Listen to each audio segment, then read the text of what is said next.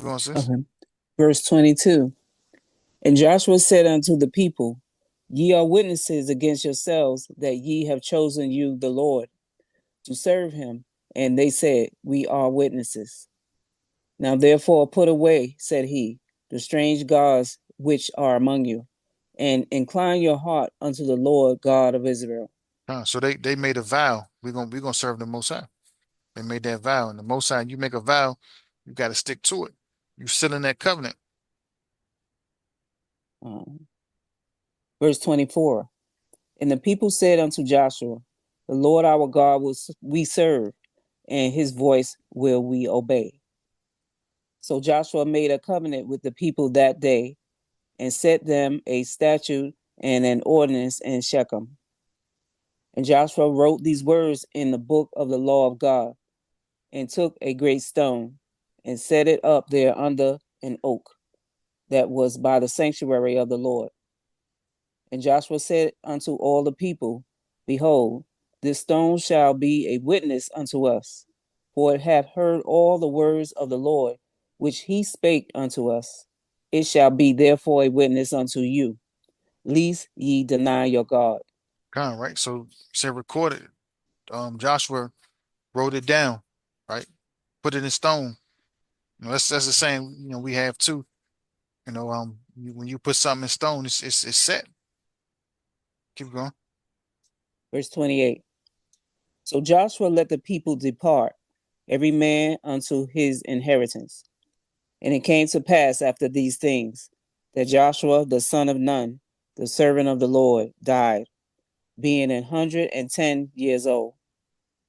And they buried him in the border of his inheritance in Timnath Timnath, which is in Mount Ephraim, on the north side of the hill of Gaash. And Israel served the Lord all the days of Joshua, and all the days of the elders that overlived Joshua, and which had known all the works of the Lord that he had done for Israel. And the bones of Joseph, which the children of Israel brought up out of Egypt, buried they in Shechem, in a parcel of ground which Jacob bought of the sons of Hamor, the son of Shechem, for 100 pieces of silver. And it became the inheritance of the children of Joseph. And Eleazar, the son of Aaron, died, and they buried him in a hill that pertained to Phinehas, his son, which was given him in Mount Ephraim. Right. So as long as Joshua was around, you know, it says that we kept our word. Our ancestors kept their word, right? And we got Joshua died at 110 years old. He was buried. So now we're gonna see after Joshua passed, what what transpired. Like, did Israel continue following the Most High? No, was we still been honoring that word that we gave? And throughout different generations, a lot of time the next generation think they're gonna be able to do their own thing. And sometimes generations don't listen to their elders, which is bad because now you got to go through this rough patch, and we only made it worse and worse for ourselves. Every generation that we went off, the Most High dealt with us harshly, more than the last time. It wasn't an easy road, right? I'm just gonna do a little idolatry. I'm just going to ask questions about Allah. Let me go observe Buddha for a little bit and see. I'll be back. To my own. You know, Even stuff like that. We shouldn't be going in to do none of that. Right? Go and visit this temple or this place. Go to this mosque and all that. No, none of that stuff we should be doing ever. That's, can I say something? Cause what? Uh, that's just like this day when people talk about they want to go to different churches. They want to go Mhm. visit this church and that church to see how they do stuff. And they Yeah, all wicked. it's all foolishness. Because all of these churches, they have similarities. They have additions, but they have their similarities. And I'm saying it because I've been to different type of churches. And I've been to the Baptist, the Methodist, what they call it, Church of God. I don't even remember what they follow the Zion AME churches. I've been there. And I see the difference. Even in ceremonies they keep all different. So we know that they not on one accord. There's no agreements there. There's no way you could say you serving the Most High like I'm serving the Most High, or we all doing the same thing. It's all different, and it's confusing. Mm-hmm. Hey, which one you like better? Which of the N- churches? neither. They always confusing, man. God, God. That was me. Yeah, at first I was about to say, I was like, wait a minute. Most likely throw them quick questions out there. That's how they do it in NY. They throw them quick questions Hey, out there. we gotta You try to put me in the trick bag real quick. Rob was like, hey, I like that A&E one. Mm. Yeah, I've been to a few Catholic churches too, man. It's weird, man. Come Mm. on. Oh yeah. Yeah. Strange, very strange. God, God. Mm. I only got one more. And it's not the whole book. Judges, Yeah, I think it's just the first few chapters. But the first few verses I want to touch on.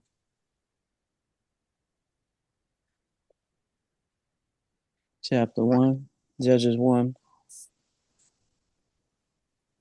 Okay. Okay. All right, this is the book of Judges, chapter 1. No, the book of Judges, chapter 1, verse 1 reads, Now after the death of Joshua, it came to pass that the children of Israel asked the Lord, saying, Who shall go up, Salakia, who shall go up for us against the Canaanites first to fight against them? And the Lord said, Judah shall go up. Behold, I have delivered the land into his hand. And Judah said unto Simeon his brother, Come up with me into my lot, that we may fight against the Canaanites. And I likewise will go with thee into thy lot. So Simeon went with him. And Judah went up, and the Lord delivered the Canaanites and the Perizzites into their hand, and they slew of them in Bezek 10,000 men. And they found Adonabezek in Bezek, and they fought against him, and they slew the Canaanites and the Perizzites. So it's lucky. So just imagine war this time. We ain't out there with no guns shooting from a distance or anything like that. Ain't no snipers on no roof. You're not sitting with the 50 cal on top of the Hummer, shooting shots. We out there with swords, spears, shields, bow and arrows. We really out there, you know. So just think about the physical condition you had to be in to actually go to war. You couldn't be no slouch. You physically got to be out there, and a lot of times these weapons wasn't even light. You know, you had to be strong to wield them swords. Not that they wasn't well balanced or anything, but an actual sword. If you really going to war, you need something durable. It couldn't be nothing flimsy that you swing and it bends and it chips and stuff like that. But like I said, the Most High, Most High is still showing that He's with us, right? And I'm not gonna go through the whole thing of Judges, but I got a few more verses I do want to go through here. But keep on reading. Just I'll let you know when to stop. Verse 6 reads, But Adonizbezek fled, and they pursued after him, and caught him, and cut off his thumbs and his great toes. That's the And big toe.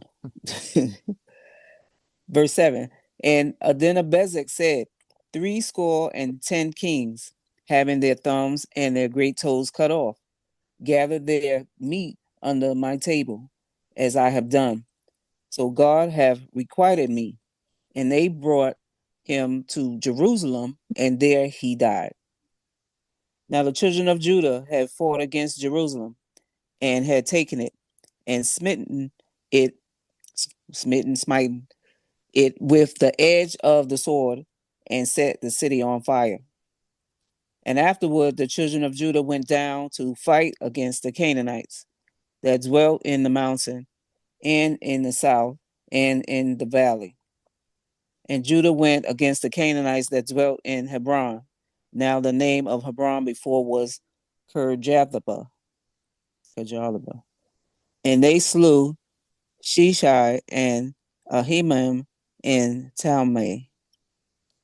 And from thence he went against the inhabitants of Debir, and the name of Debir before was Kirjathsepher. Kirjathsepher. And Caleb said, He that smiteth Kirjathsepher and taketh it, to him will I give Aksah, my daughter, to wife. And Othniel, the son of Kenaz, Caleb's younger brother, took it, and he gave him Aksah, his daughter, to wife. And it came to pass, when he came to him, that she moved him to ask of her father a field, and she lighted from off her ass. And Caleb said unto her, What wilt thou? And she said unto him, Give me a blessing, for thou hast given me a south land. Give me also springs of water. And Caleb gave her the upper springs and the nether springs. And the children of the Kenite, Moses' father-in-law, went up out of the city of palm trees with the children of Judah into the wilderness of Judah, which lieth in the south of Arad. And they went and dwelt among the people. And Judah went with Simeon his brother, and they slew the Canaanites that inhabited Zephath, and utterly destroyed it. And the name of the city was called Hormah. Also Judah took Gaza with the coast thereof, and Ascalon with the coast thereof, and Ekron with the coast thereof. And the Lord was with Judah, and he drave out the inhabitants of the mountain, but could not drive out the inhabitants of the valley, because they had chariots of iron. And they gave Hebron unto Caleb, as Moses said, and he expelled thence the three sons of Anak. And the children of Benjamin did not drive out the Jebusites that inhabited Jerusalem, but the Jebusites dwell with the children of Benjamin in Jerusalem unto this day. In the house of Joseph, they also went up against Bethel, and the Lord was with them.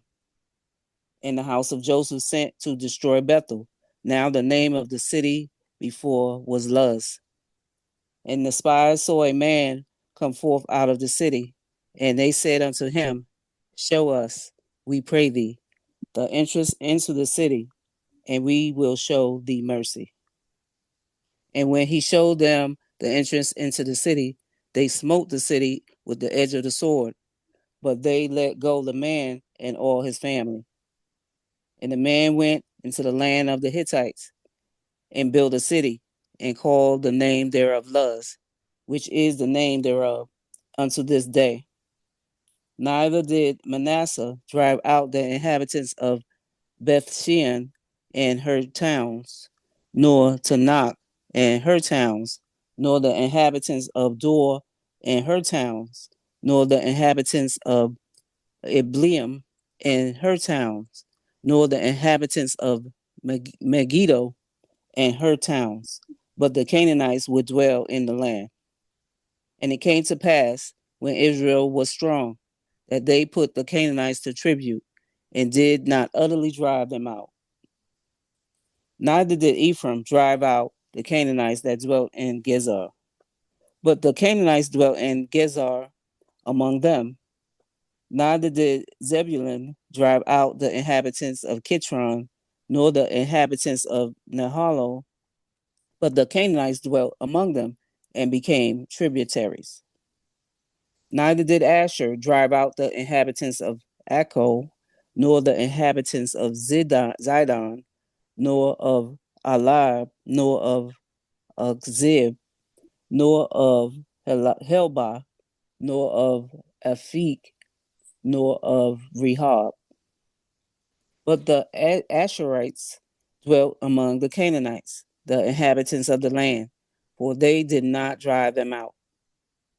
Neither did Naphtali drive out the inhabitants of Beth Shemesh, nor the inhabitants of Bethnath, but he dwelt among the Canaanites, the inhabitants of the land.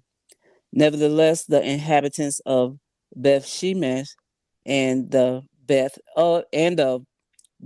Hanath, because tributaries unto them.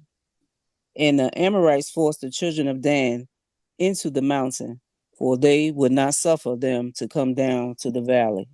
Come. I'm gonna stop it right there, right? So, Yeah, because them names is crazy. come. But I mean, you see, how the Most High blessed us, and a lot of us was, being foolish, man. We was trying to be friends with our enemies, and we not doing because when the Most High wanted us to take over the land, and when Joshua was around, the Most High said everybody had to go, right? They wasn't allowed to be amongst us. So there was some instances where I said I forgot what nation it was. It was a few of them. They band together to try to trick us, and Joshua ended up having them become servants to us, right? But here, Israel, we started getting a little slack. We not showing because the Most High set the presence for us to be dominant, for us to show, for him to show us his power through us. So if we really wanted to drive these people out, these other nations out, we could have done it. But we got kind of lazy, we got relaxed. It's just been enough. When sit down here and be like an old couch potato, man. But later on, we end up paying for this because as you go on in Judges, the Most High had to send a judge to deliver us from our enemies because we started following their customs. We went astray. We wasn't following the Most High no more. We started doing our own thing. And the bad thing about that is when you do that, again, the Most High cannot defend you. He can't be with you. He can't have your back. So you get wrapped up in some trouble. You're just gonna have to deal with it. Most High going as a punishment for not listening. He's gonna see through it that you serve and you get every ounce of punishment that you deserve for that. You know, as simple as it is, like I said, we choose to make things difficult for ourselves as a nation. But the Most High has given us the chance under grace. Not that, we can do what you want to under grace, but it's a period for us to get our minds right, us to come back to the Lord, statutes, and commandment, and to be following the Father. And through doing that, we're not going to have to even worry about our enemies rising up against us ever again, because the kingdom of heaven is going to be forever, right? Forever. So throughout all of our generations, the children that we have, the Most High going to put the laws in our minds. So we not even going to have the ability to do it. And if we do find a way, that's addressed too. It says in that day, man's own mother and father should be the first to lay hands on him. You want to go figure out the gods of the other nations? You know, you gotta you gonna pay for that, right? But that was I went a little further in this chapter that I was going to, but that's pretty much what I have for today. Next week I'm gonna definitely have a lot more stuff. And I'm just getting things back together, flowing smooth and everything.